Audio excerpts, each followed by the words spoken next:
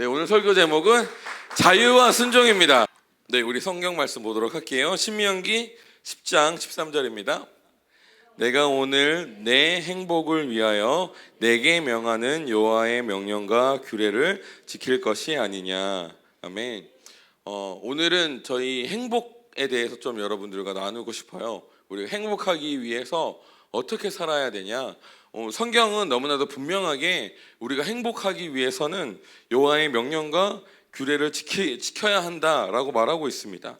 우리가 주님의 말씀을 따라야 한다, 우리가 주님의 말씀에 순종해야 된다, 이런 내용 너무 많이 들었잖아요. 근데 성경에서 그 이유에 대해서 분명하게 정의하고 있어요. 우리가 여호와의 말씀을 따라야 되는 이유, 그것은 우리의 행복 때문입니다. 아멘이십니까 여러분? 아멘이 나올 줄 알았는데 안 나와서 깜짝 놀랐어요. 몹시 당황했어요. 여러분, 우리가 이렇게까지 주님의 뜻을 모르면 안 되는데, 네, 주님의 뜻은, 우리를 향한 주님의 뜻은 징계가 아니고 평안과 기쁨과 행복입니다. 아멘. 그래서 우리가 주님의 말씀을 따라야 되고 그 여호와의 율법과 규례를 따라야 되는 이유도 사실 결국에는 우리의 행복을 위해서예요. 아멘.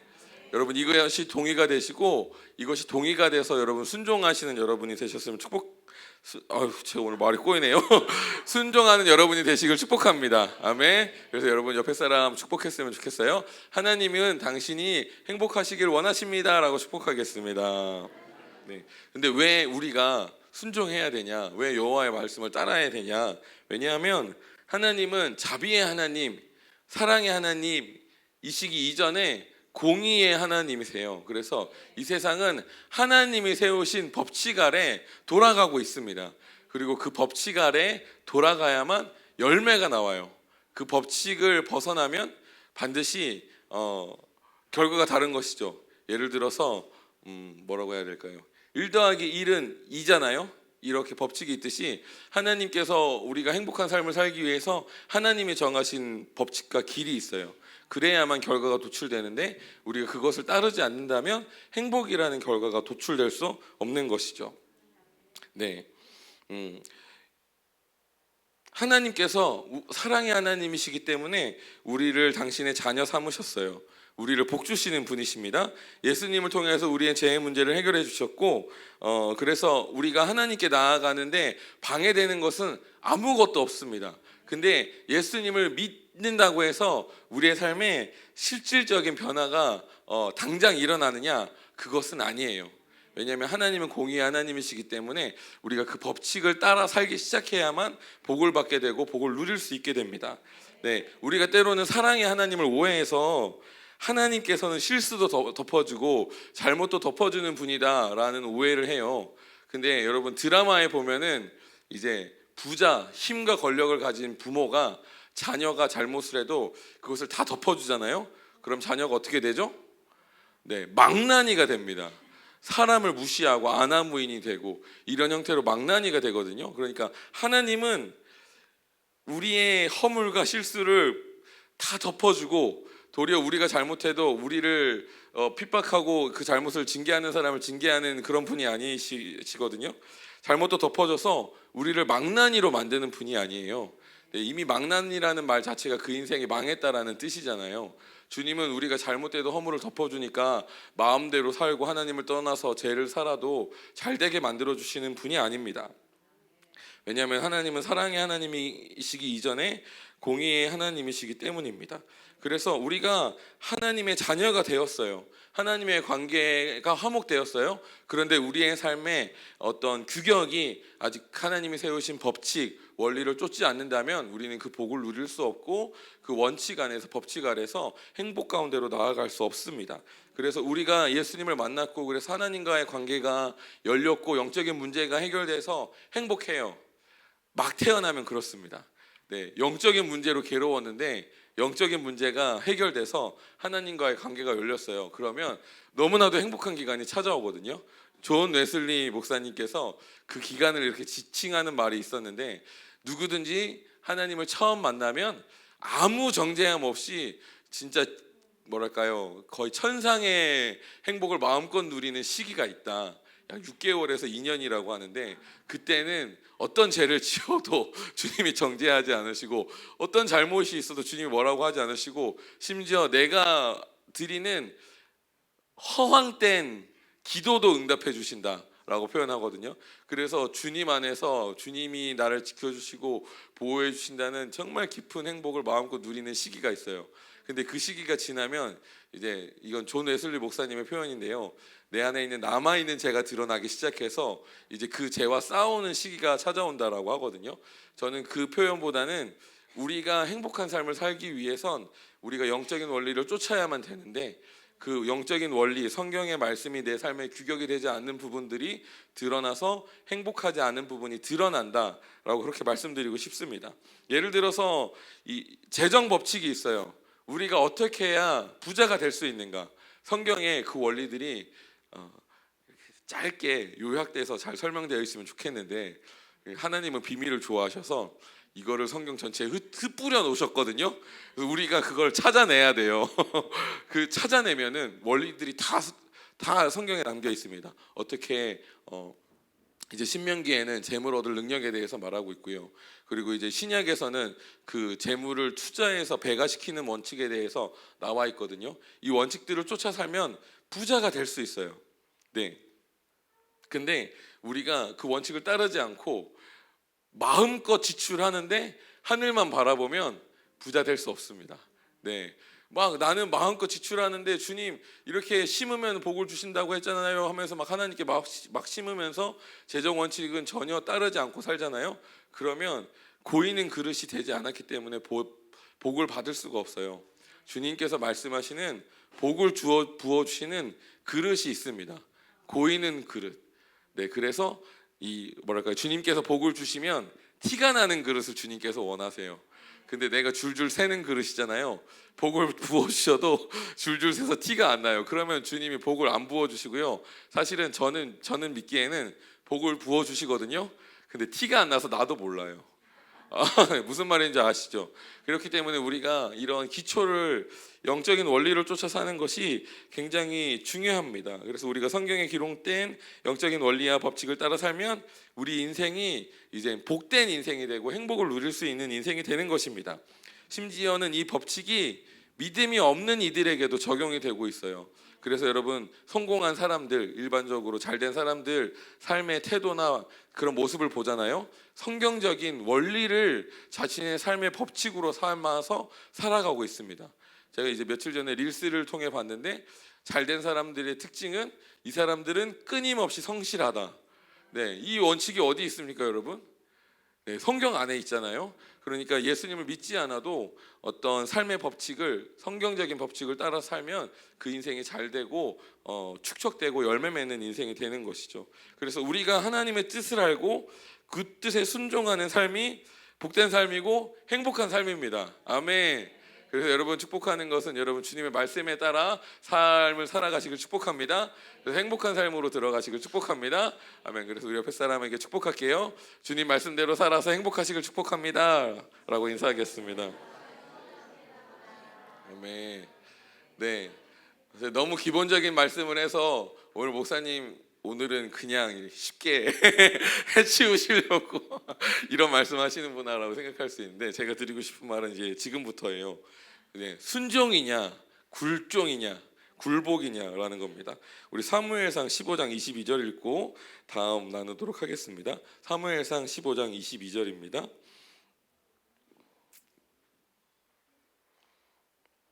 네, 사무엘상 15장 22절. 우리 너무나도 잘 아는 말씀입니다. 네, 찾으셨죠? 우리 한 목소리로 읽겠습니다. 시작.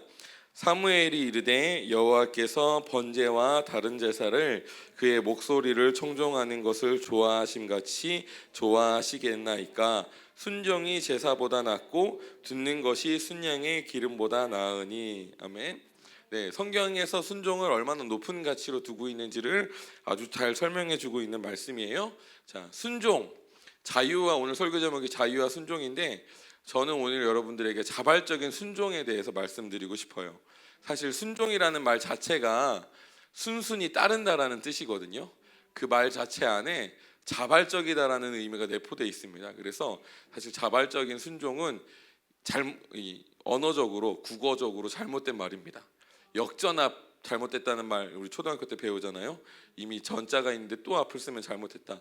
근데 이제 자발적인 순종이라는 말 자체도 언어적인 의미로는 잘못된 말이에요. 근데 제가 굳이 이 자발적인 순종이라는 말을 사용하는 이유는 무엇이냐면, 우리가 신앙생활 하면서 순종이라는 말을 들었을 때 순종보다는 복종 혹은 굴복이라는 의미로 많이 경험해왔고 느껴왔기 때문에, 우리가 순종 생각하면 떠오르는 게 스스로 기꺼이 즐거움으로 따른다기보다는 힘들어도 불편해도 심지어는 내가 너무 싫어도 억지로 따라야 된다라는 그런 생각을 우리가 느끼고 있기 때문입니다.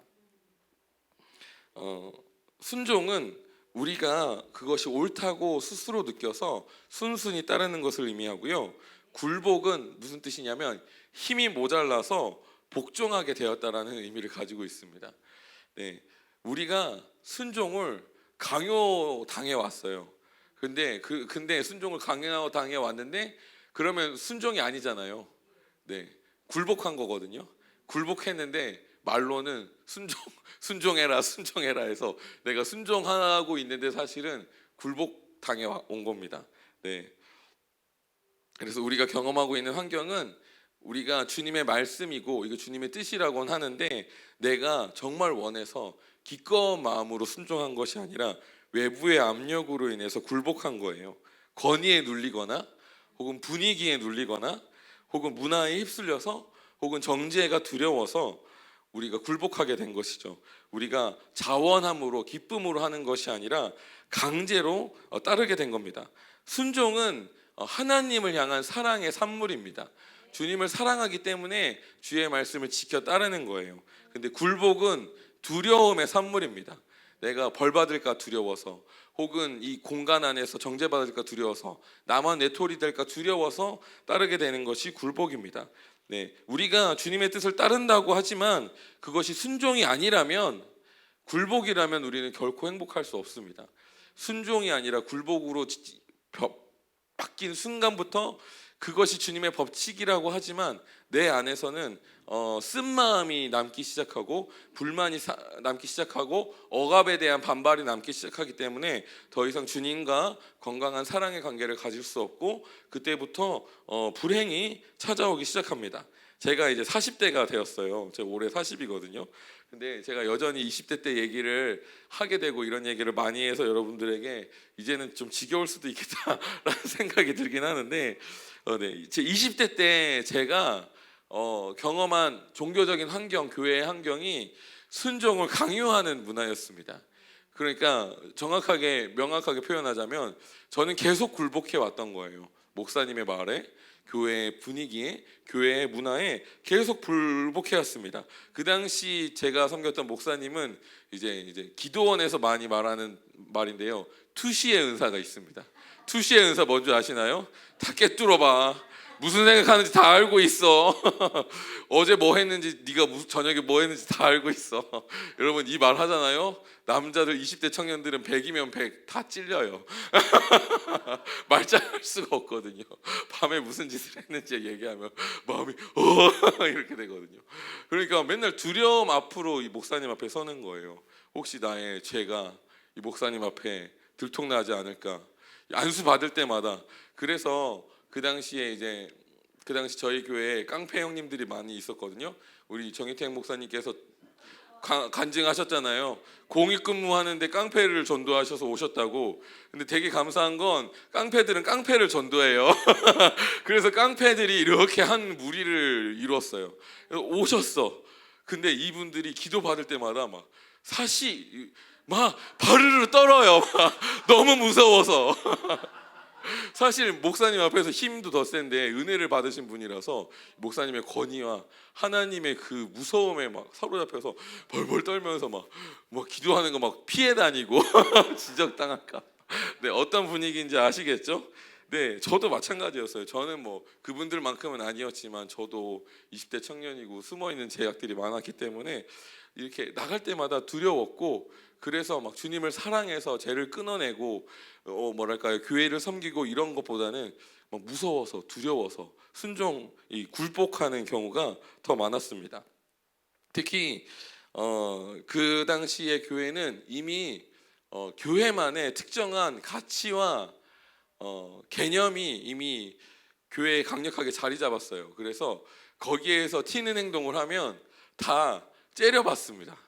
네, 그 우리 대전에는 주로 거의 모든 영역에 가면 그런 문화가 있는데, 그래서 저는 좀 그 당시에 좀 뭐랄까요, 목사님도 여성분이었고 교회도 굉장히 여성해서 이제 F 공감을 잘해줘야 되고, 그런데 저는 되게 직설적으로 잘못됐다 얘기하는 스타일이었거든요. 목사님한테도 가서 목사님 이건 잘못됐습니다 라고 얘기했어요. 그래서 목사님이 저를 되게 싫어하셨어요.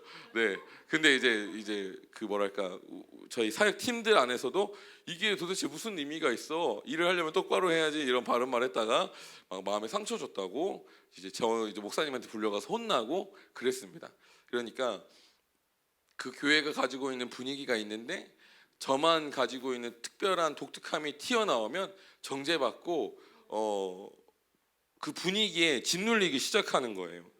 네, 그러니까 제가 그 공동체에서 경험한 건, 내가 사회적인 낙오를 경험하지 않기 위해서 그 공동체의 분위기와 문화에 쓱 들어가는 것이죠. 네, 지금 제가 이거 얘기하는 이게 어떻게 보면 부흥하는 교회들의 특징입니다. 네, 진짜 많은 교회들이 이러한 특징을 갖고 있거든요. 그 강력한 분위기와 문화를 만들어서 여기에 딱 들어가잖아요. 그러면 둘 중에 하나예요. 미쳤나봐 하고 교회를 안 나오거나, 거기에서 은혜를 받거나 너무 좋으면 나도 그렇게 되나 보다 하고 나도 스리슬쩍 이렇게 적응하고 그렇게 신앙생활 하는데, 문제는 이게 기꺼운 마음으로 하는 게 아니라 분위기와 내가 사회적인 낙오로 인해서 낙오당하지 않을까라는 두려움 때문에 하는 굴복이 되면요, 이게 주님의 뜻이고 틀린 말이 아닌데도 이렇게 살아가잖아요. 살다 보면은 5년 지나면 죽을 것 같아져요. 행복이 사라집니다. 내가 주님과 교제하는 게 아니라 이 공동체 안에서 내가 남아있기 위해서 억지로 거짓으로 행동하는 행동이 되어버리기 때문에 행복을 상실하게 되는 일들이 일어납니다. 네. 그래서 이런 문화의 뿌리, 이런 분위기의 뿌리는 정죄와 두려움이에요. 문화 자체는 가치 중립적입니다. 제가 문화 얘기 굉장히 많이 하거든요. 문화는 그 자체로 특징이 있고요. 이렇게 흡수시키는, 스며들게 하는 특징이 있어요. 그래서 교회가 문화를 잘 사용하는 것은 하나님의 전략을 잘 풀어내는 겁니다. 근데 문제는 이 문화의 기초가 자유가 아닌 두려움이라면, 그 두려움의 문화의 기초에서 문화화 되잖아요. 그럼 그 결과가 자발적인 순종이 아니라 이 문화와 분위기로 이루어진 굴복이기 때문에 처음에는 은혜 받고 좋을 수 있지만 신앙생활 하면 할수록 지치고 힘들고 주님을 사랑하는지 모르겠고 기쁨이 사라지고 막 계속 강요가 내 어깨에 짐이 무너져서 나중에 어떻게 표현하냐면, 너무 무겁다, 너무 지친다, 그만하고 싶다 라는 말을 할 정도로까지 가게 됩니다. 제가 고등학교 때 예수님을 만났고 예배하는데 너무 즐겁고 행복했어요. 네, 예수님을 만나고 예배하는데 아무도 가르쳐주지 않았는데 막 예배하는데 갑자기 내 안에서 뭔가 시원한 우물이 터진 것처럼 뭐가 막 뿜어져 나오는 거예요. 제가 거의 이렇게 좀 세상적인 용어로는 카타르시스가 느껴져요. 너무 시원해. 평생 살아온 18년의 답답한 인생 중에 이렇게 뻥 뚫린 것처럼 자유를 느낀 적이 없어. 막 뽕 맞은 것처럼 뿅 가가지고 모든 예배를 다 쫓아다녔어요. 대전에 있는 모든 예배를 다 쫓아다니면서 예배하면서 주님 너무 좋아요. 너무 행복해요. 그래서 그때 제가 사람들이 너는 언제가 제일 행복하니? 라고 물어보면 나는 예배하는 순간에 제일 행복해 이렇게라고 얘기할 정도로 예배가 너무 행복했고, 그래서 나는 이게 제일 즐겁고 행복하니 나는 예배하는 인생을 살아야 되겠다 라고 생각하고 이제 예배자로서 헌신하고 예배 인도를 하기 시작하고 이제 예배자로서 가기 시작했어요. 그러면서 이제 성경 말씀도 배우고 섬기면서 이제 사람들에게 영향도 받는데, 제가 처음 배웠던 말씀이 이제 예수전도단에서 배웠던 말씀인데요. 그 시내산을 기준으로 하면서 우리가 산 꼭대기에 올라가려면 어떻게 해야 되냐, 그 시내산, 다시 설명해 드릴게요. 하나님의 그 모세가 시내산에서 언약궤를 받았어요. 그때 하나님의 영광이 시내산에 이르렀습니다. 임했습니다. 근데 그 영광에 다다르는 사람은 모세 한 명밖에 없었다. 모세는 거룩했기 때문이다. 거룩하지 못한 이스라엘 백성은 저 산 밑에 있었고, 좀 나았던 지도자들은 산 중턱에 있었고, 여호수아는 너무 갈망해서 모세가 보이는 곳까지 올라갈 수 있었다라고 얘기하면서 가르쳤던 게, 거룩해야 그 예배 가운데 주님의 영광이 임한다라는 말씀을 배웠습니다. 네, 이거는 성경적이에요. 네, 근데 성경적인 부분이고 이거는 적용 가능한 부분입니다. 근데 제가 이 말씀을 배우고 적용하는 교회에서는 이제 정죄의 문화가 있어요. 그러니까 내가 거룩하지 못하면 심판을 받고 나 때문에 예배가 망한 것 같고 우리 예배 인도자들은 진짜 많이 느끼거든요. 오늘 여러분 회중으로 참석하면서는 그런 생각 안 하실 수 있습니다. 근데 예배 인도자들은 가끔 그런 저 같은 말씀 듣잖아요. 근데 오늘 예배가 잘 안 풀어져요. 그럼 뭐가 생각나는 줄 아십니까? 내가 이번 주에 지었던 죄들이 생각나요. 와이프랑 싸운 거, 친구한테 욕한 거, 이런 게 생각나면서 오늘 나 때문에 예배 망했구나 라고 하면서 정죄가 찾아오기 시작합니다. 정죄의 문화 아래에 있었기 때문에 제가 그렇게 이제 예배 인도를 하기 시작했어요. 근데 예배가 안 좋으면 그 책임이 다 나에게 있는 것 같은 거예요. 그리고 예배가 안 좋으면 이제 목사님의 표정이 좋지 않아요. 근데 때로는 목사님이 설교 준비하시느라고 진지할 수 있잖아요.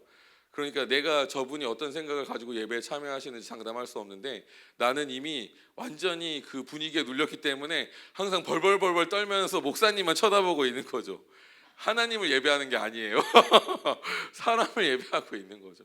네, 그렇게 예배 인도를 한참 했습니다. 그러니까 막 처음에는 이 예배라는 게 너무 즐거워서 막 기쁘고 즐거움으로 방방 뛰면서 예배했는데, 점점 이런 형식으로 예배하다 보니까 예배가 재미가 없어지고 예배가 무거워지고, 그러니까 나중에는 예배 준비하는 것도 힘들고 지치고 도무지 감당할 수가 없고, 예배만 드리고 나면 마음이 너무 무겁고, 그래서 내가 너무 행복했던 예배가 나중에는 제일 불행한 시간이야. 너무 괴로운 시간이 되는 거예요. 괴로움 때문에 막 치를 떠는 시간으로 바뀐 거죠. 네, 우리가 어떤 정죄의 문화 아래 있으면 우리가 기쁨으로 하는 순종이 아니라 굴복하는 형태로 신앙생활하면 당장에는 그것이 성경의 말씀이고, 그래서 우리가 복을 받는 것 같고 기쁘고 행복할지라도, 우리가 굴복의 문화 아래 있으면 저 결국에는 3년 후, 4년 후, 5년 후에는 그게 짐이 되고 불행이 되고 더 이상 기쁨이 사라지는 그런 형태로 가게 됩니다. 그래서 중요한 게 무엇이냐면 문화를 바꿔야 되는 거예요. 네, 제가 20대 때 그런 굴복의 시간을 지나면서 이 두려움으로 내가 조종당했다라는 것을 느꼈습니다. 그러니까 이 두려움 때문에 내가 정상적으로 조종당하고, 그러니까 정상적으로 성장하고 있지 못하다. 내가 성장했다는 것은 주님을 더 사랑하게 되고 주님을 더 깊이 만나게 되고 나를 향한 주님의 사랑을 더 느끼게 되고, 그래서 더 마음껏 기꺼이 헌신하게 되는 이런 모습으로 가야 되는데, 내가 정상적으로 성장하지 못하고 방해된다는 것을 느꼈어요. 네, 그래서 성도들이 성장하면 성장할수록 순종해야 되고, 그 순종이 즐거움이 돼야 되고 헌신이 기쁨이 돼야 되는데, 교회에서 헌신하고 순종했는데 하면 할수록 불행해져요. 왜일까요? 순종이 아니라 굴복이었으니까. 아멘. 네, 그래서 문화가 바뀌어야 했습니다. 그래서 문화가 이제는 제가 정죄와 두려움을 기초로 한 문화가 아니라 자유를 기초로 한 문화로 바뀌어야 했어요. 굴복이 아닌 순종이 되기 위해선 배경을 바꿔야 됐었는데, 그것이 무엇이냐면 자유입니다. 왜냐하면 순종은 순순히 따르는 것이기 때문에, 자발적으로 따르는 것이기 때문에 반드시 우리가 순종으로 나아가려면 자유로 나아가야 했습니다. 아까도 얘기했지만 여러분, 자유가 없으면 사랑이 없어요. 네, 우리가 여러분 이미 많이 들으셨을 텐데, 많은 믿지 않는 사람들이 왜 하나님은 인간을 마음대로 선택하게 해서 죄를 짓게 만들었냐, 하나님은 불의하시다 라는 얘기 많이 하시잖아요. 근데 여러분, 우리가 마음대로 할 수 있는 결정이 없다면 사랑이 존재할 수 없습니다. 사랑은 자유를 바탕으로 존재하는 거예요. 내가 마음껏 선택할 수 있기 때문에 내가 하나님을 선택한다는 자유가 있는 겁니다. 하나님을 선택한다는 순종이 있는 거예요. 제가 자유라고 했나요? 사랑이 있는 겁니다. 순종이 있는 거예요. 그래서 자유가 기초해야만 사랑을 누릴 수 있고 순종을 누릴 수 있습니다.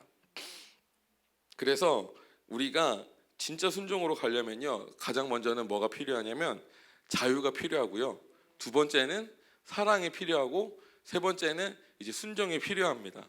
네, 이 과정을 깨닫는데 한 5년 걸린 것 같습니다, 여러분.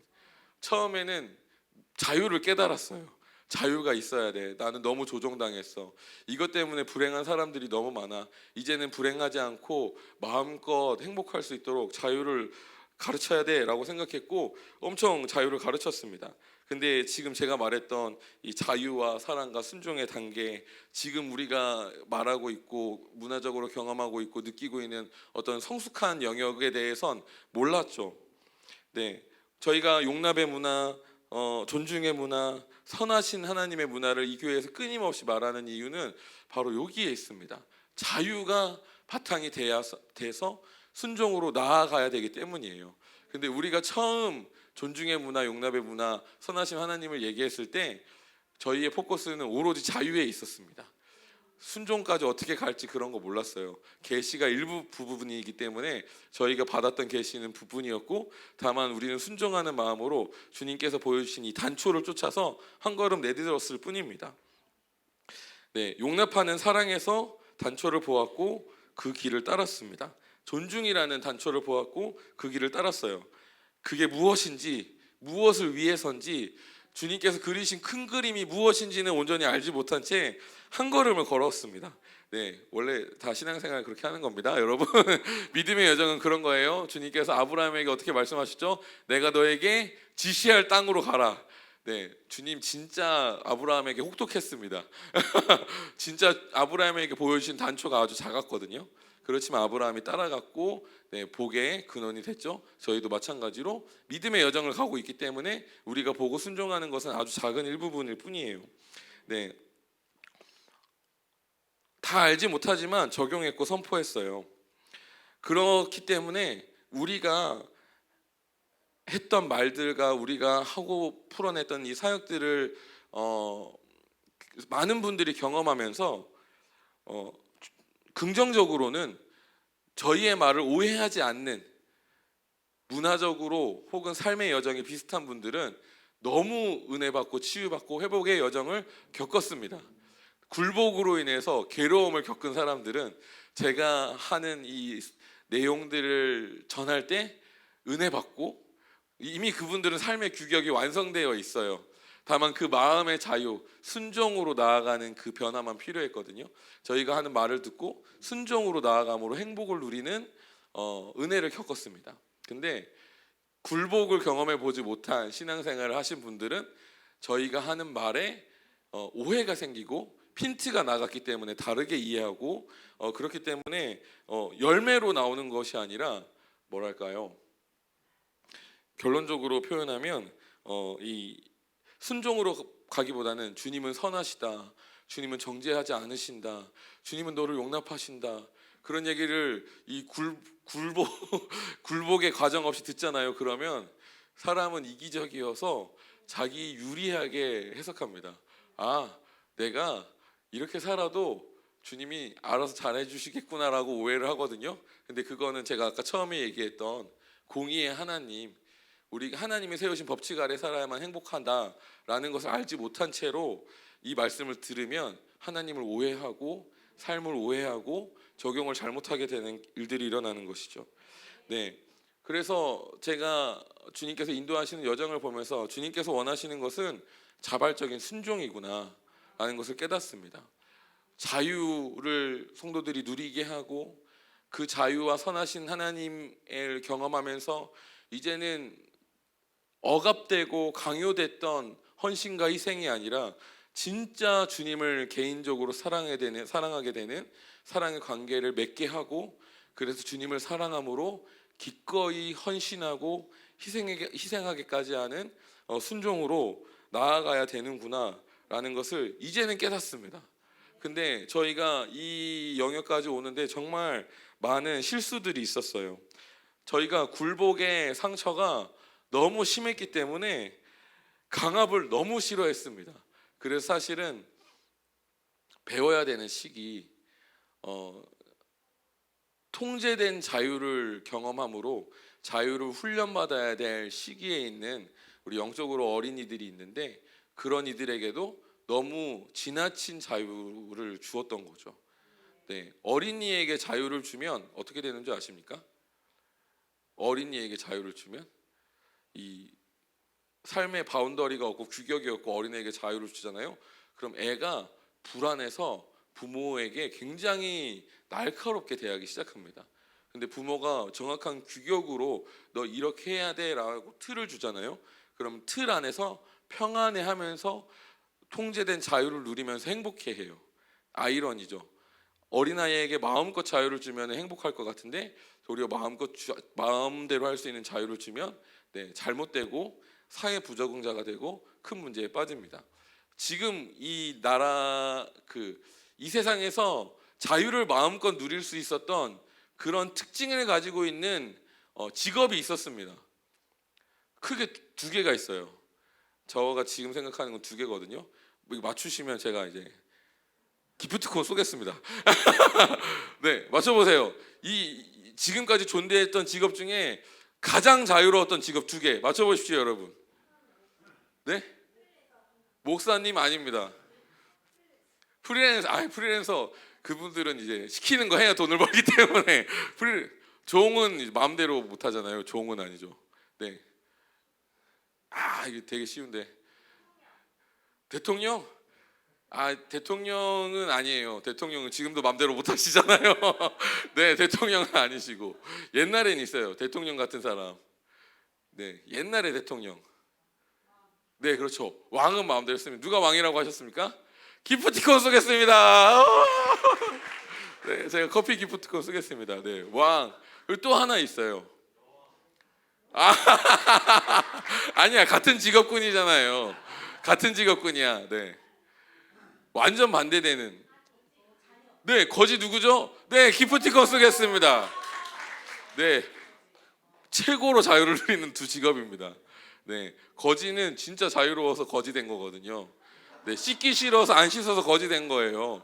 진짜 자유를 실천하면은, 진짜 극단적인 자유를 실천하면 거지 됩니다. 제가 이 진리를 깨닫고 맨날 아들한테 얘기하거든요. 야, 네가 진짜 자유로우면 너 거지 돼. 네가 무조건 하고 싶은 대로만 살 수 없어라고 가르쳐요. 근데 이제 왕은 권력으로 자유를 쟁취한 사람이잖아요. 근데 이 자유를 잘 휘두르면 선왕이 되고 잘못 휘두르면 폭군이 됩니다. 네, 자유가 그래서 훈련되지 않으면 이렇게 무서운 게 자유예요. 그래서 자유를 잘 훈련해야 되는데 저희가 잘 훈련을 못 시킨 부분이 있습니다. 왜냐하면 이 자유가 침해되는 게 너무 싫어서, 너무 소스라치게 예민해서, 사실 저희 상처고, 이제 저희 엘리하우스에서는 맹세, 뭐죠? 내적 맹세라고 하는데, 내적 맹세는 그게 좋은 것이든 나쁜 것이든 열매가 좋지 않다라고 가르치거든요. 네, 내적 맹세가 너무 강하게 있어서 잘못된 열매들을 많이 맺혔다라는 것을 느낍니다. 그래서 저희가 하지만 주님께서 가르쳐 주셨고, 자유가 통제되어야 되고 자유가 적절한 수준에서 가르치면서 완전한 자유로 누릴 수 있도록 그 주님께서 성경에 담아주시고 인간에게 주셨던 지식이 있고 지혜가 있고 전략이 있고 방법이 있는데 그것을 지키지 않았다는 것을 보여주시면서 정말 진정으로 자유를 누리게 키우기 위해선 키운다기보다는 성도님들이 그렇게 자유를 누리게 하기 위해선 자유를 성경적인 방법을 통해서 가르쳐야 된다라는 것을 깨달은 것이죠. 네. 그래서 이 잘못된 자유를 너무 예민해서 너무 이렇게 스스로 자유를 컨트롤할 수 없는 이들에게 자유를 주니까 결과가 어떻게 나오냐면 이제 자발적인 불순종이 나오는 거예요. 네, 불순종을 기꺼이 택해요. 주님의 뜻에 불순종에 기꺼이 택하고 내가 마음대로 선택해도 정지하지 않으니 내가 마음대로 선택해 보자라고 하는 일들이 많이 일어나더라고요. 네, 이제 자신의 영혼과 행복을 위해서 순종을 택해야 되는데 성장하기 위해 불편함이 필요합니다. 자유를 누리기 위해서 계속해서 내 안에 말씀을 축적시키고 습관으로 계속 적용해서 내가 규격을 갖춰야 되는데 그 규격 갖는 게 불편한 과정들이 있거든요. 근데 불편함을 감수하지 않게 되는 거예요. 사람들과 만나면 때로는 불편한 얘기를 할 수 있잖아요. 영적인 유익을 위해서 부모님이 자녀들에게 잔소리하듯이. 근데 그 소리가 너무 듣기 불편한 거죠. 그런 소리를 들었을 때 대피해요. 주님은 날 정죄하지 않으셔. 주님은 날 용납하시는데 내가 그래도 괜찮지라고 하면서 대피하는데 그렇게 잘못된 삶이 쌓이다 보면 이제 열매 맺지 못하는 삶으로 감으로 이제 삶이 무너지기 시작하는 순간들이 찾아오게 됩니다. 네, 그래서 공의의 하나님이 보여주신 결과는 명확해요. 심는 대로 거둡니다. 육신으로 심는 자는 사망을 거둘 것이고 영으로 심는 자는 생명을 얻을 것이다. 할렐루야. 네, 근데 제가 하는 느낌이 그렇게 막 그 일반적인 목사님이 하시는 느낌은 아니잖아요. 네, 그렇게 들으시면 안 돼요. 네, 다만 말씀드리는 건 불편함을 감수할 수 있어야 됩니다. 그래야만 성장이 찾아옵니다. 네, 저희 정희택 목사님께서 늘 말씀하시는데 정렬한다는 것은 불편합니다. 네, 그리고 특히 살아있는 분과 정렬한다는 것은 아주 귀찮고 불편하고 내가 감당해야 될 게 너무 많습니다. 네, 항상 얘기하잖아요. 죽은 분이 영적인 아버지야. 그분은 나에게 아무것도 강요하지 않고 말씀하시지 않기 때문에 죽은 분을 영적인 아버지로 하는 거는 그냥 나는 내 맘대로 하겠다는 뜻이에요. 근데 살아있는 사람을 영적인 아버지로 둔다는 것은 엄청난 불편함이 있습니다. 그분의 말에 옳은 게 많거든요. 근데 그분의 성향이 나랑 안 맞을 수도 있어요. 나는 공감받고 싶은데 그분은 진리만 말씀하시네. 아우 너무 피곤하네. 네, 그럴 수 있잖아요. 안 맞는 부분이 있는데 내가 어떤 부분과 정렬했다는 것은 그런 나와 안 맞는 부분의 불편함도 감수한다라는 의미를 가지고 있습니다. 네, 그래서 순종은 사실은 불편합니다. 네, 순종한다는 것은 나에게 익숙지 않은 것에 대해서 익숙지 않고 불편하지만 그럼에도 불구하고 그래야만 나에게 유익하고 나에게 좋다는 것을 알기에 그렇기 때문에 기꺼이 따르는 것입니다. 네, 이제 불편함에 대해서 얘기할 건데요. 그래서 우리가 어느 정도 불편함을 감당할 수 있다고 여러분 생각하십니까? 네, 십자가를 질 때 우리가 치를 대가가 얼마인지 알아야 십자가를 질 수 있습니다. 네, 우리 누가복음 14장 26절에서 33절 말씀인데요. 같이 여러분 눈으로 읽으셨으면 좋겠어요. 제가 길기 때문에 저는 읽도록 하겠습니다. 여러분은 눈으로 따라 읽으십시오. 누가복음 14장 26절에서 33절입니다. 물은 내게 오는 자가 자기 부모와 처자와 형제와 자매와 더욱이 자기 목숨까지 미워하지 아니하면 능히 내 제자가 되지 못하고 누구든지 자기 십자가를 지고 나를 따르지 않는 자도 능히 내 제자가 되지 못하리라. 너희 중에 누가 망대를 세우고자 할진대 자기의 가진 것이 준공하기까지에 족할는지 먼저 앉아 그 비용을 계산하지 아니하겠느냐. 그렇지 아니하여 그 기초만 쌓고 능히 이루지 못하면 보는 자가 다 비웃어 이르되 이 사람이 공사를 시작하고 능히 이루지 못하였다 하리라.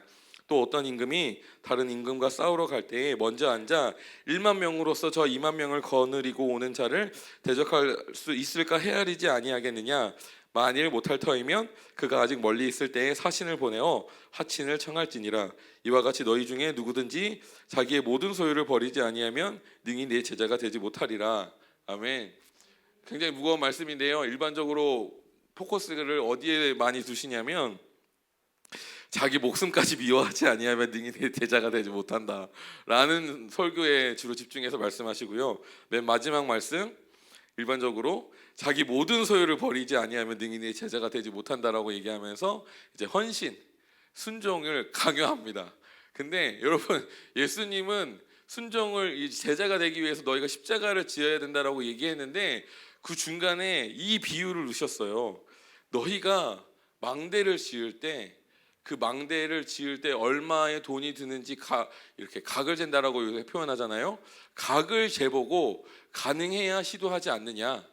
그러니까 너희가 십자가를 지을 각이 어느 정도인지 알아야 된다. 심지어 후반부에는 전쟁을 비유로 들어서 너희가 전쟁을 치를 건데 순종이라는 전쟁을 치를 건데 그 전쟁을 치러서 이길 수 있을지 각을 보고 십자가를 절하라고 말하는 거예요. 아멘. 근데 저도 그렇지만 신앙생활 처음 해서 예수님 만나잖아요. 막 불타요. 열정이 막 어마어마해요. 나는 다 할 수 있을 것 같아요. 성경 말씀을 내가 씹어 먹을 것 같아요, 여러분. 막 다 순종하는 거야. 내가 다 헌신하겠습니다. 막 하잖아요. 근데 순간이 찾아옵니다. 내가 감당할 수 없는 순간이 찾아오잖아요. 그러면 그 충격에 사로잡혀서 상처받아가지고 괜히 했다. 너무 믿다.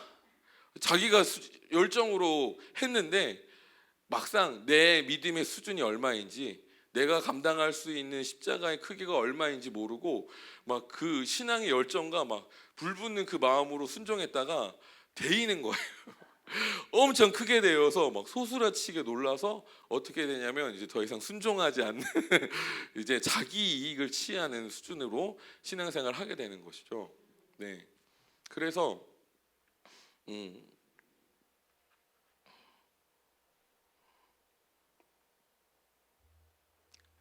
우리가 그래서 저는 이 단어를 과부하라고 표현하는데 우리가 감당할 수 있는 과부하가 있고요. 우리가 성장하기 위해선 내가 감당해서 성장할 만큼의 과부하로 나아가야 됩니다. 성경에 이런 말씀이 있어요.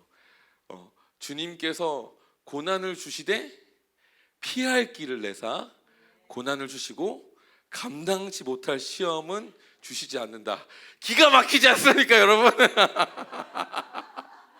주님이 성장을 위한 기가 막힌 요령을 알고 계십니다, 여러분. 네.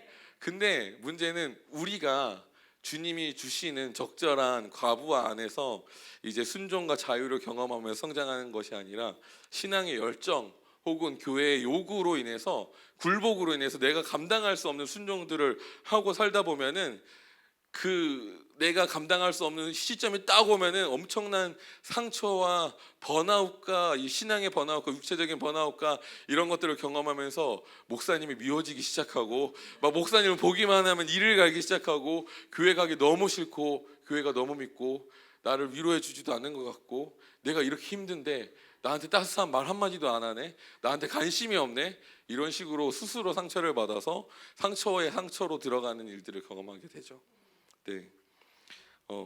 우리가 잘 알아야 되는 것은 우리의 믿음이 환경에 영향을 받습니다.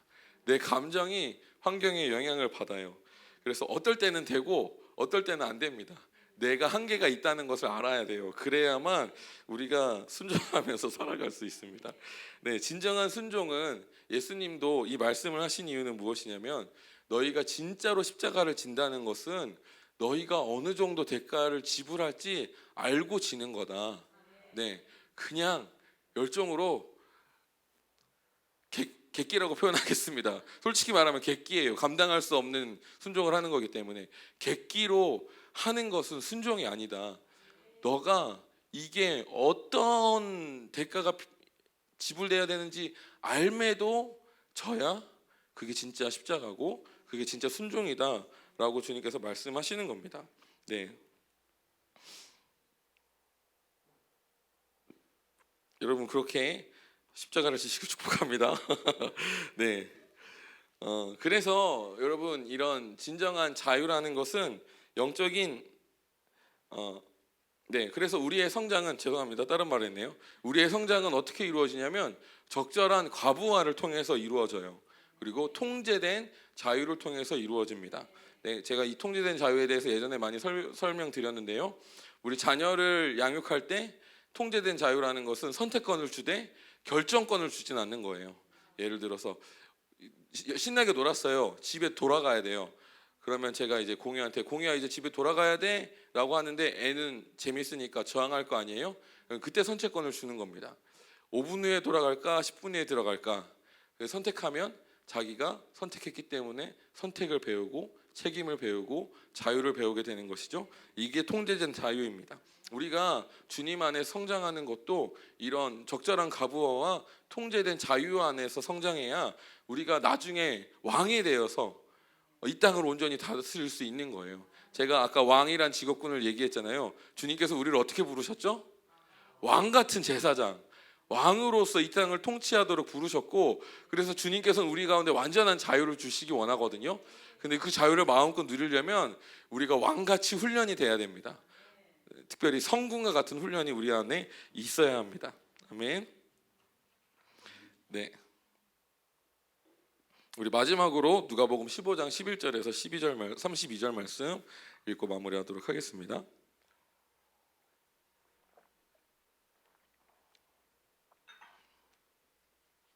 누가복음 15장 11절에서 32절까지 말씀입니다. 엄청 길죠? 그래서 교독하겠습니다, 여러분. 교독할게요. 우리 재미있게 우리 아주 오래된 성경 교회 문화 교독 누가복음 15장 11절에 32절 제가 읽고 여러분 읽고 교독하겠습니다. 또 이르시되 어떤 사람에게 두 아들이 있는데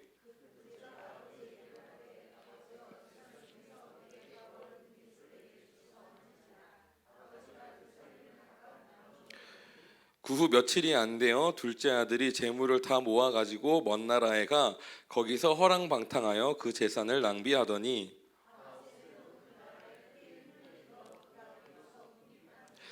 가서 그 나라 백성 중 한 사람에게 붙여 사니 그가 그를 들로 보내어 대지를 치게 하였는데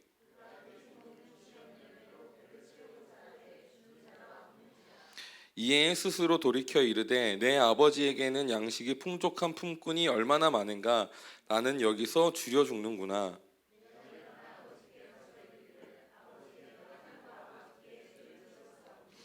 지금부터는 아버지의 아들이라 일컬음을 감당하지 못하겠나이다. 나를 품꾼의 하나로 보소서 하리라 하고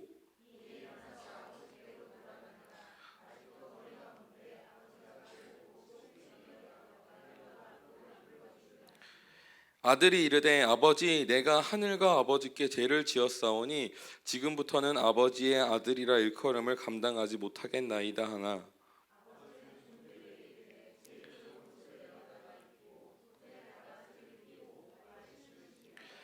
그리고 살찐 송아지를 끌어다가 잡으라 우리가 먹고 즐기자.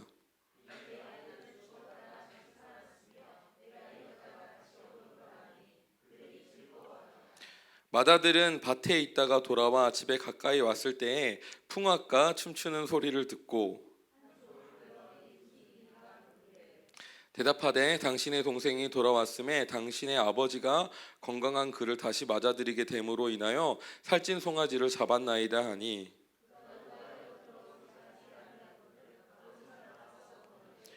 아버지께 대답하여 이르되 내가 여러 해 아버지를 섬겨 명이 어김이 없거늘 내게는 염소 새끼라도 주어 나와 내 버추로 즐기게 하신 일이 없더니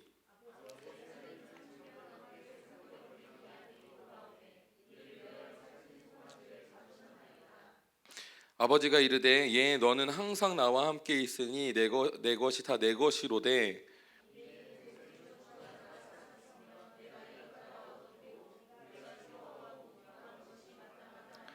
아멘.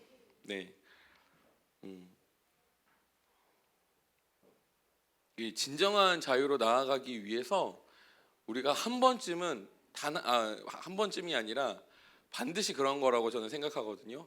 단 한 번은 주님의 뜻과 다른 선택을 하는 경험이 필요하다고 느낍니다. 그래서 내가 뭐랄까요 이제 몽학 선생 아래서 순종했다가 이제 진정한 자유를 누리러 가는 과정 중에 자유를 경험하기 위해서 우리 가운데 이런 시기가 있다고 표현해요. 실제적으로 우리 인생 가운데는 그게 이제 사춘기고요. 영적으로도 이런 시기가 한 번은 있다고 생각합니다. 그래서 스스로 선택하고 결정하는 과정에서 이제 부모님, 하나님과 반대되는 결정을 하고, 그래서 이제 피를 보는 네, 경험을 하고 나서 돌이켜서 내가 주님께 순종하는 것이 복이구나라는 것을 깨닫게 됩니다. 근데 이 탕자의 비유에서 탕자는 둘째 아들만이 아닙니다. 둘째 아들을 주로 탕자라고 해서 자기 마음대로 해서 돌아온 얘기를 하면서 첫째 아들을 빼는데, 사실 결론은 첫째 아들이 나잖아요. 첫째 아들은 순종하는 아들이었습니다. 근데 이 순종하는 아들이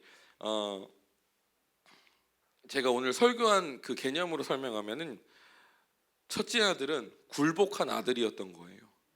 순종을 했지만, 주님의 말씀을 따랐지만 기꺼운 마음으로 한 것이 아니라 굴복된 마음으로 따랐던 아들이었어요. 그러니까 내가 자녀됨으로 누리는 것이 무엇인지도 모르고 기쁨으로 했던 것이 아니기 때문에 막상 비교군이 왔을 때 나는 이게 뭐야? 라고 하면서 상처받게 되는 일들이 일어난 것이죠. 반면에 둘째 아들은 제가 설명했던 개념으로는 자발적인 불순종을 택한 아들이라고 할 수 있습니다. 네, 이 부분은 너무나도 잘 알고 있으니까요. 자발적인 불순종을 해서 인생이 이제 피보고 망하면 내가 순종하는 것이 옳구나라고 깨달아요. 이렇게 주님께 돌아오는 성도들이나 주의 자녀들이 굉장히 많습니다. 반면에 나는 지금까지 순종해 왔어요. 주님, 나는 지금까지 주님의 말씀 따라왔잖아요. 나는 정말 착하고 충성되게 여기서 버텼는데 왜, 저도 예전에 그랬거든요. 위에서 막 마약했다가 주님께 돌아온 목사님들이 간증하면 되게 부러운 거예요. 나는 왜 저런 간증이 없을까? 나도 저런 간증이 있으면 설교할 때 되게 에너지가 있고 힘이 있을 텐데, 나는 교회 안에서 평생 순종해 왔는데 왜 나는 저런 능력이 안 나타나고 왜 나는 저런 은혜를 못 끼치고 그런 거지? 엄청 질투가 나고 그랬던 적이 많습니다. 이런 질투의 근본적인 이유는 우리가 순종이 아니라 굴복하는 신앙생활을 하고 있었기 때문입니다. 네, 저는 이 말씀을 읽으면서 우리가 고아의 영을 갖고 있으면 순종한다고 해서 자녀됨을 누릴 수 없다는 것을 깨닫습니다. 첫째 아들도 고아의 영이 있었고 둘째 아들도 고아의 영이 있어서 내가 자녀됨으로 누릴 수 있는 것들을 온전히 누리지 못하고 있었던 것이죠. 네, 첫째 아들은 고아의 영이 있어서 진짜 고아처럼 주님을 떠나갔어요. 제 거꾸로 얘기고 둘째 아들은 떠나갔어요. 첫째 아들은 고아의 영이 있어서 뭔가 결단을 못하는 성격 때문에 혹은 너무 착했기 때문에 그 안에 남아있지만 그 마음 안에는 아버지와 사랑의 관계를 맺고 열매를 맺지는 못한 채로 살아가고 있었던 것이죠. 네, 저희가 이 교회에서 하고 싶었던 사역은 첫째 아들을 돌이키는 사역을 하고 싶었습니다. 둘째 아들을 일으키는 둘째 아들을 양산하는 사역을 하고 싶었던 게 아니에요. 네, 첫째 아들을 돌이키는 일들을 하고 싶었습니다. 네, 굴복으로 인한 억압에서 자유케 돼서 진정한 순종으로 나오는 그런 자녀됨을 누리게 하고 싶었습니다. 그래서 여러분, 예수님의 이름으로 축복하는 것은 여러분 자유로 나오시길 축복합니다. 여러분 자녀가 되었습니다. 주님을 마음껏 사랑하실 수 있는 여러분이 되셨으면 좋겠습니다. 네, 저희가 예전부터도 얘기했는데요. 이제 정죄가 없으니까요. 내가 주님을 얼마나 사랑하는지 그 수준이 너무 여실하게 드러나요. 예전에는 강요로 인해서 혹은 뭐 문화 제가 이제 진짜로 기쁨으로 했던 경건 생활을 무시하는 게 아닙니다. 저는 경건 생활을 적극 권면합니다. 경건 생활이 있어야 능력이 나타나기 시작하거든요. 경건의 모양은 능력을 위해 필요한 필수 불가결한 요소예요. 그래서 그걸 무시하는 게 아니라 다만 그 경건의 모양이 기쁨과 즐거움과 진짜 주님께서 나에게 주실 능력을 향한 성경적인 어떤 가치를 가지고 한 게 아니라 종교적인 억압, 어떤 종교적인 영에 사로잡혀서 했던 조종, 두려움으로 인해 산 것이라면 행복하지 않은 것이죠. 굴복인 것이죠. 근데 제가 바라는 것은 여러분이 지금까지 했던 모든 순종이 이젠 즐거움이 되길 바라고요. 여러분이 했던 모든 순종이 이제 사랑이 되길 원합니다. 그래서 이제 저희가 이걸 위해서 막 자유를 줬어요. 정죄도 없다, 주님이 자비하시다라고 자유를 줬더니 이제는 진짜 여실히 내가 얼마나 주님을 사랑하는지 수준이 드러나는 거예요. 교회를 향한 헌신의 수준, 주님을 향한 헌신의 수준, 불편함을 더 이상 감수하지 않게 되고, 왜냐하면 불편함을 감수하지 않아도 정죄받지 않아야 진정한 자유가 펼쳐지니까요. 저희가 그렇게까지 자유를 교회 가운데 풀어놨습니다. 그러니까 우리의 연약한 마음들은 그 자유를 이제 악용해서 자발적인 불순종으로 가는데, 둘째 아들이시여 주님께 돌아오시길 축복합니다. 빨리 돌아오세요. 둘째 아들들은 빨리 돌아오시고, 그리고 첫째 아들들은 이제는 고아영이 끊어지고 자녀가 됨으로 주님을 사랑하는 대로 또한 나오시길 축복합니다. 제가 말씀 3가지 읽고 우리 같이 기도했으면 좋겠습니다. 아버지께서 우리를 아들로 부르셨습니다. 아멘. 우리는 주님께 마음껏 나아갈 수 있는 자유를 얻었습니다. 우리가 이제 둘째 아들도 아니고 첫째 아들도 아니고 신약에서 말하고 있는 양자의 영, 주님을 아바 아버지라고 부를 수 있는 그 사랑의 관계 아래로 들어갔습니다.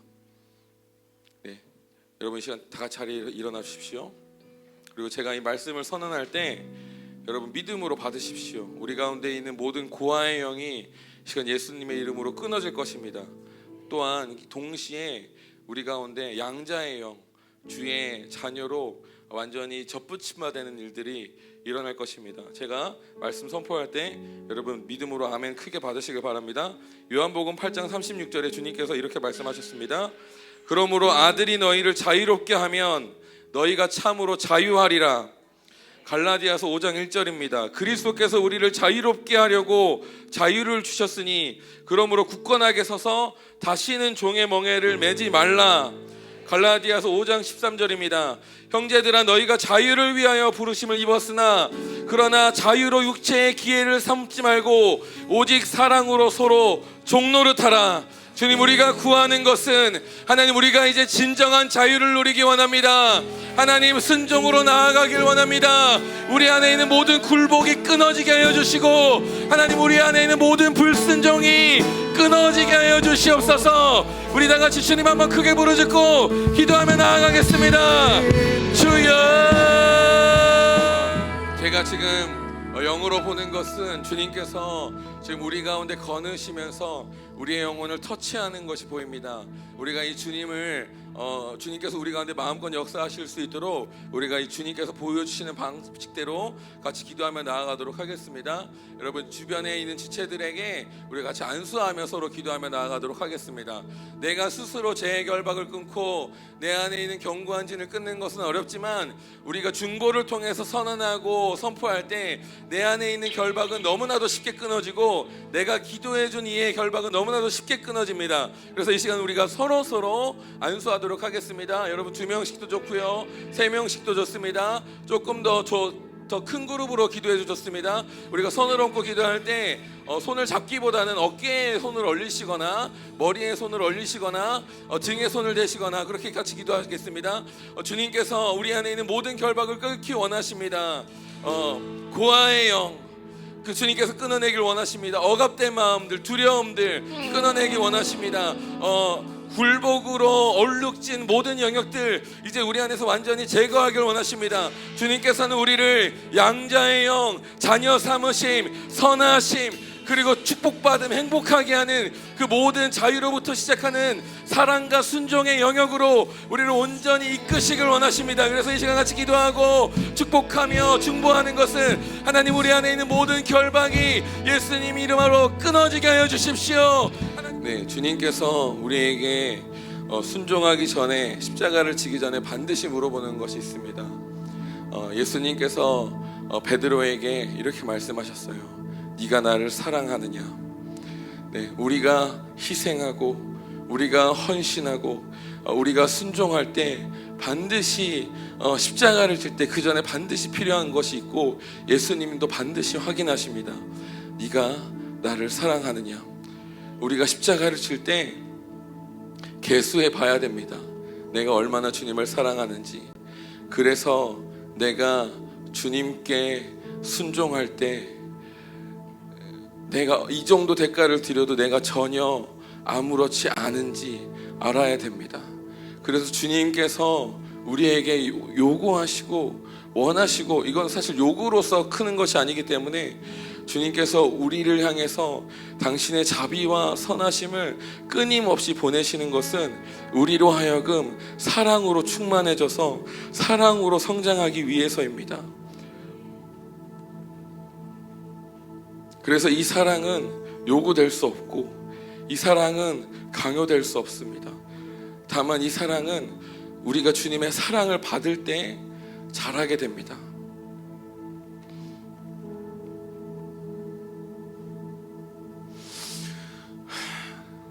우리 이 시간 눈을 들어서 주님을 바라보도록 하겠습니다. 네. 어떤 주님의 자비는 우리의 불순종의 이유가 아닙니다. 우리를 사랑하신 주님은 우리를 당신의 말씀 가운데 두시는 분이십니다. 다만 지금 우리에게 필요한 것은 주님의 나를 얼마나 사랑하시는지, 주님의 나를 어떻게 용납하셨는지, 주님의 자비가 어떠한지에 대한 것입니다. 네, 우리가 눈을 들어서 그 주님을 바라보도록 하겠습니다. 그 주님의 자비를 바라보도록 하겠습니다. 여러분들에게 권면하는 것은, 여러분 주님과 사랑의 관계를 맺으십시오. 순종을 위해서가 아닙니다. 제가 순종을 위해서 어떤 헌신을 위해서, 헌신을 강요하기 위해서 드리는 말씀이 아닙니다. 이것은 주님께서 성경을 통해서 말씀하신 우리를 예비한 삶입니다. 주님을 사랑하는 삶.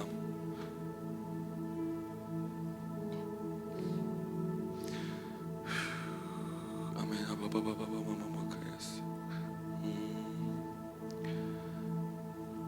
예수님, 제가 이 시간 주님의 마음으로 중보하며, 또한 한 영혼 한 영혼을 위해 중보하는 기도는, 하나님, 우리가 이제 주님을 온전히 사랑하기 원합니다. 하나님, 우리의 사랑이 온전하게 하여 주십시오. 어떤 억압도 없게 하시고, 어떤 강요도 없게 하시고, 어떤 눌립도 없게 하시고, 또한 불순종도 없게 하시고, 온전히 주님을 사랑하게 하여 주십시오. 있는 그대로 주님을 사랑하게 하여 주십시오. 매일매일 나의 삶이 주님과 사랑의 관계가 되게 하여 주십시오. 내가 숨쉬는 매 순간과 걸음 걷는 그 순간순간마다 하나님, 주님과 사랑의 관계가 끊이지 않게 하여 주십시오. 하나님, 내가 할 수 있는 게 중보밖에 없습니다. 주님, 간절히 기도합니다. 하나님, 킹스 주빌리 교회 하나님 모든 성도님들로 하여금 예수님을 뜨겁게 사랑할 수 있게 변화시켜 주십시오. 주님의 사랑을 더욱더 온전히 알게 하여 주십시오. 주님의 사랑과 자비를 계시하여 주셔서 주님을 더 깊이 사랑하는 영역으로 들어가게 하여 주십시오. 제가 축도함으로 예배 마치도록 하겠습니다. 지금은 우리 주 예수 그리스도의 은혜와 우리 아버지 하나님의 크고 영원하신 사랑과 성령님의 함께 하시는 은혜가 자녀로서 입양되었음을 온전히 믿는 우리 킹스 주빌리 교회 모든 성도에게 있을지어다.